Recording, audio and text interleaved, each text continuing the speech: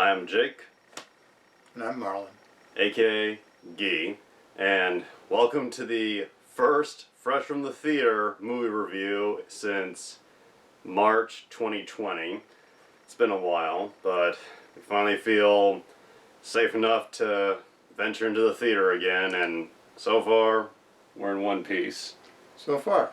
And first movie we decided to go in the theater to see was The Suicide Squad, the sequel, revamp, reboot of sorts of Suicide Squad from 2020.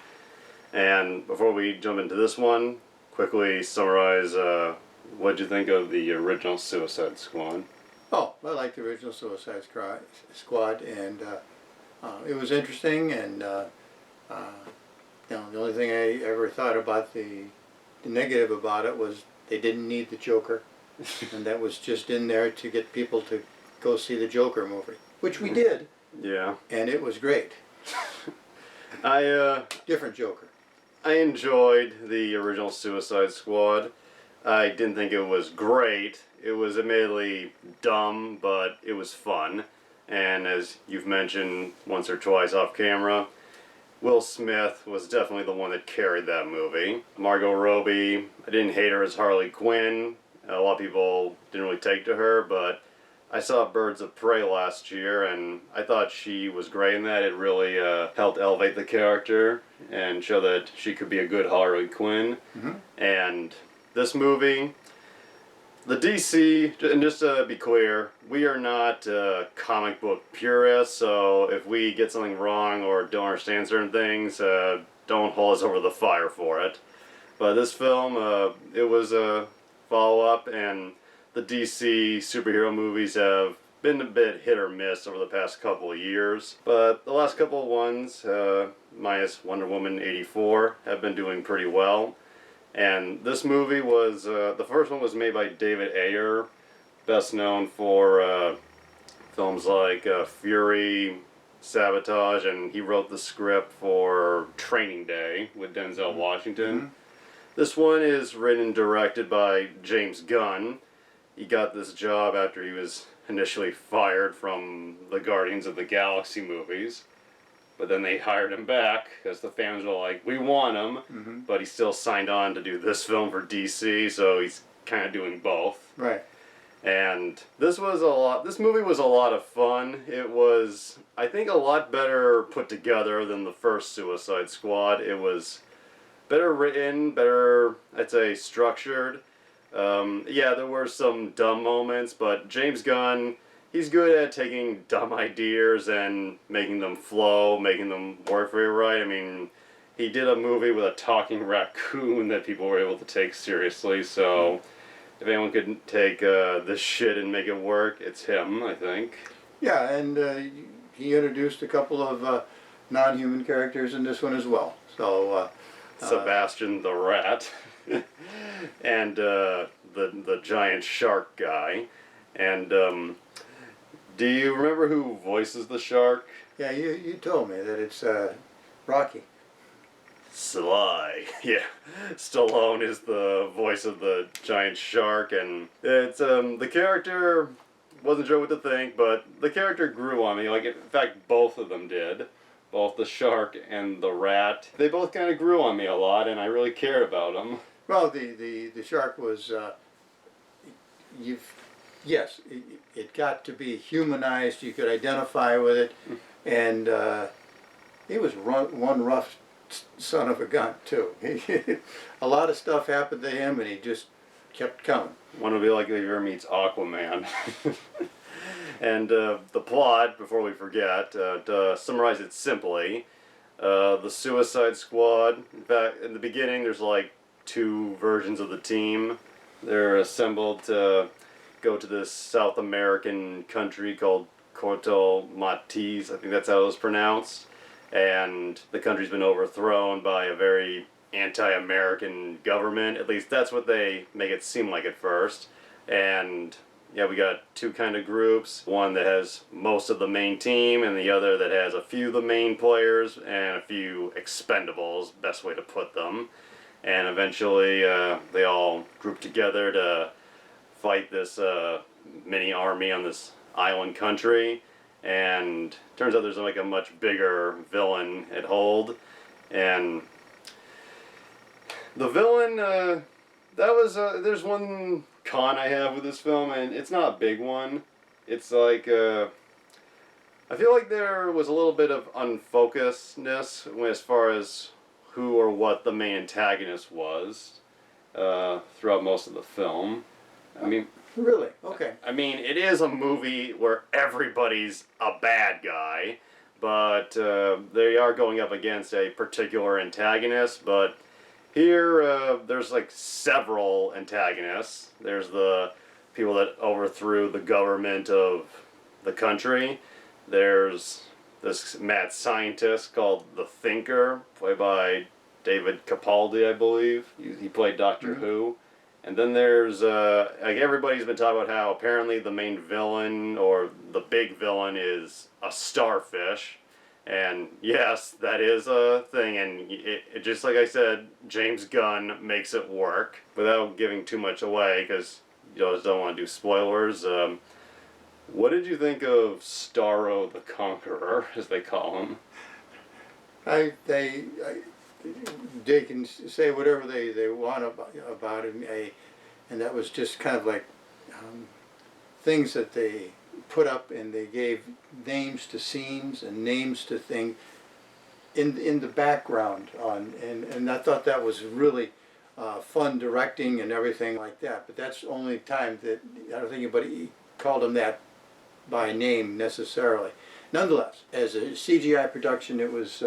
I thought it was as effective as it could have been, considering what you wanted a starfish to be, and still be a starfish, and be able to do the things a starfish did. Yeah, it's a giant starfish, but he has the ability to hook other people into him and be like a one mind, like a collective of, I guess you could call it. Yes. And the Starro villain, it's not really a character so much as he is just a big monster, in the same way as, say, Godzilla. And in that effect, I think Starro was a very effective monster. Like, he doesn't really appear till the last third, but once they had him, I think they used him well. Yeah, and he wasn't Godzilla because he could speak articulately when he wanted to, in the few scenes where it was necessary. But it's I think the underlying villains were the people who created him. Yeah. And but the Thinker, you mean? The Thinker and the people who supported the Thinker. We won't let you know who about that. But basically, he had intelligence, and I'm saying Starro, the villain, had intelligence, and he was a captive, and he didn't like it, and he had taken a lot of names because he wanted to kick a lot of ass. So. Yeah. And I will say this, as much as I think it's a bit unfocused as far as a particular villain to focus on. It took a while to get into how this got to be, and then what they had to do to eliminate the threat. As unfocused as I think it is, I do think that all the villains in their own little bits of screen time were still more compelling than the Enchantress from the first Suicide Squad. Absolutely. Still, to this day, the worst villain the DC EU has ever put out. Just lame, wooden, just fucking retarded. Yes, and as you said earlier, the flow of this was much better than the first one. The flow of the movie, how they're organized, who's in charge, what happens, why it happens. It is much better done. Both the script and the director worked to make this a movie that flowed. You understood what was happening, when it was happening, and why it was happening. Exactly. And the cast of this movie, some of the actors from the original return.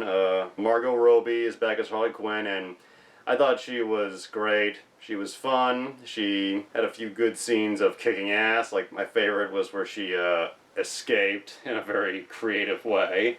And she also, like in the first Suicide Squad, she's madly in love with the Joker, which kind of went against what their relationship was in all bits of media before.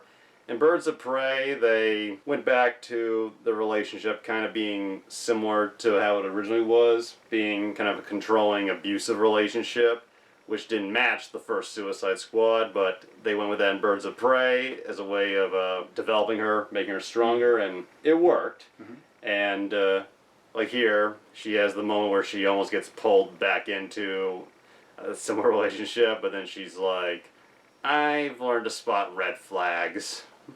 And we'll leave it go there. Yes. Speaking of flags, Rick Flag is back, Mm-hmm. played by Joel Kinnaman, and the character I thought was kind of wooden in the first one, but here I thought they gave him a lot more personality, and I kind of liked the friendship that he seemed to have with Harley. Mm-hmm. I thought it was nice. Yeah, this is a whole collection of, at best, anti-heroes, with the exception of him. He's a pretty straight guy, and and made some heroic choices during the movie. But everybody else is, woo, anti-heroes. Jai Courtney comes back briefly, and I don't consider this a spoiler because it happens really early. He's back, and then he's out, and part of me thinks that might be, I could be wrong, but it gives off a vibe of, yeah, we know he wasn't that great, so here he is, and he's out, so we can bring in these new, much better characters. And yeah, they introduced a lot of characters in this movie, or started out with a lot of characters, but then it got whittled down to about 5 or 6. And to my mind, that made it easier to keep track of them. Yeah. And it wasn't, everybody had to just play off of Will Smith, whereas Idris Elba, he made I thought, a very good portrayal of his character, but the script wrote it so that there were fewer of the anti-heroes that you had to keep track of, and there was more individual character development in those few. Yeah, Idris Elba, I read that originally he was supposed to replace Will Smith as Deadshot, but they decided we might want to bring Will back someday, so they made this new character, and I thought there are similarities, like they're both fathers, have a daughter, but Idris Elba made his own thing, and he was he seemed to have a bit more humility than Will's character did. Like when his first scene is literally him scraping shit off the floor. Actually, with gum. Gum, shit, clogged hair. He was cleaning toilets, and has a troubled relationship, but I found him to be, he's a anti-hero, but I found him to be easy to get behind. Yes. And he had the whole funny thing where he's scared of Sebastian the Rat. That was funny. Not just that rat. Oh yeah, and John Cena, he's plays Peacemaker. It's a little unclear what his backstory is. He's like a proud American willing to kill everybody, man, woman, child, he says in one scene. And if it's for liberty, as he puts it. But he was a lot of fun. He's definitely the douchebag of the group, but he's a fun douchebag. And just like he's cocky, he's got no real morals, but he's enjoyable. Right. And the rhythm of the movie is kind of, people get together, they make jokes, and then there is a lot of dark humor in the following violence. Yeah. And then they go back to making some jokes and moving on, and then more violence in a dark, humorous kind of way. And so yes, that's the thing I like about this. James Gunn, he got his start working for Troma, and you can definitely see some of that type of humor in his other movies, but he's been working for Disney for the past several years, so he can't go like full Troma. Here, with this R-rated superhero movie, you could tell there was no real restrictions, and he was going full force. He wasn't holding back at all, and there was so much head explosions, bodies like the shark just eating people up. And I had to look him up to get their names, but the other new characters that they introduced, Sebastian's owner. Yeah, she became a focus as the um, movie wound down to its conclusion, and she got more and more involved. Yeah, Daniela Melchior, hope I'm pronouncing that right, as Cleo, Ratcatcher #2, as they call her, because #1's dead. I wasn't sure what to think of her at first. Like, she was all sleepy in her opening scene. I was worried that would kind of become a running thing, might get a little annoying, but she grew on me, and again, it's the friendship dynamic between certain characters, Harley and Flag, Cleo and Shark, and I like their kind of go back and forth, and she was just a adorable little rat lover. And that other guy, the polka dot guy, this guy. That was an unusual character. It might be like the breakout sci-fi character of the year. We won't tell you what his particular superpower was or is, and it was amazing, but they made it work. Yep, give him a very fucked up backstory that with Gunn could just make viewable. And going back to what you said about the dark humor, my favorite gag in the film is where they are on their rescue mission and they shoot up like a whole village, like stealth style, and then they find out the village is actually full of members of the resistance against the country, and the leader's like, why did my people alert me that you're here? And they're like, what people? I didn't see no people. Yeah, it was very, very dark, but the humor was the humor. I mean, you had to chuckle at it. I mean, you got to give up that to come to this movie and enjoy it. Definitely. Yeah, just I liked it all. There was a point, like, I love long movies, and I had no problem sitting through because I was just captured in for the whole thing. Mm-hmm. But I could tell this is a long movie, Yeah. and I can tell there were a few parts where I think if this were on DVD, you probably pause it, but it were in the theater, and it was great to see it on the big screen again. Just there's something about going to the cinema and seeing everything on the big screen that you just can't replicate that feeling at home, which we've had to do we've had to stay in for the past year and a half. So it was great to get back to the theater. That's kind of just the main thing here. The movie was kick-ass. It was funny, gory. I really enjoyed it. It was good to be back in the cinema. Right. Did you like being back? Oh, it was nice being able to see it on the big screen. But like I said, there's a lot of action. There's a lot of violence. Humorous violence, and a lot of jokes, and also there's a few messages in there about honor, about why you shouldn't trust your government, and on and on. And without getting into the spoilers, because that's good tie-in.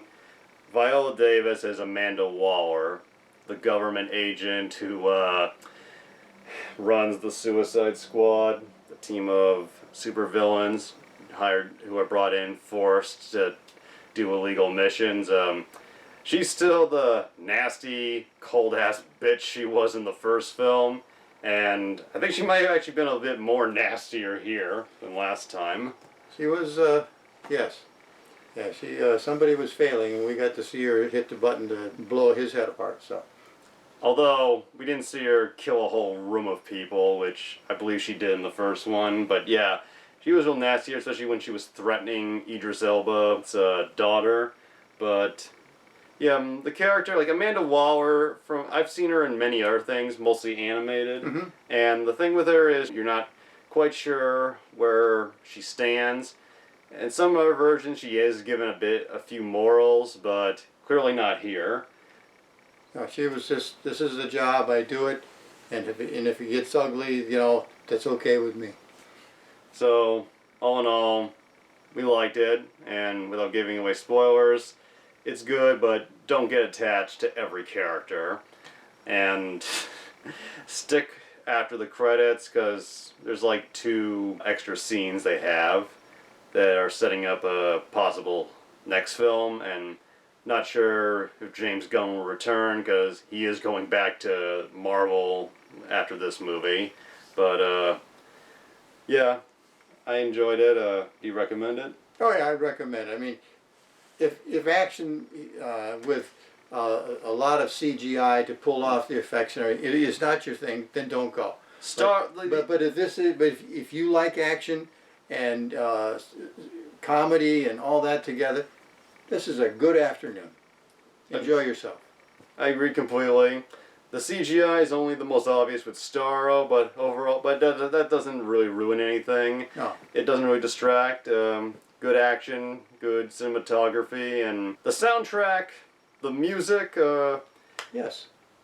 It was good, but I think the soundtrack list of songs from the first one was better.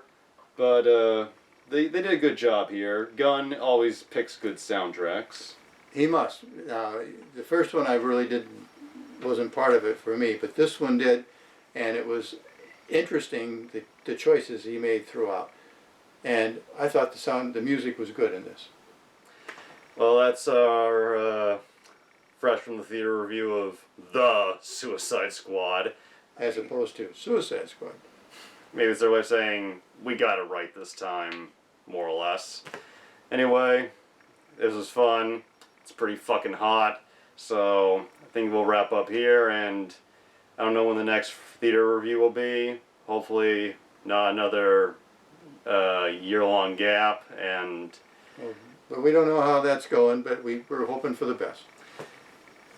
Stay safe. Wear your damn mask. Get your fucking shots so we can all go back to the way it was. Later. Later.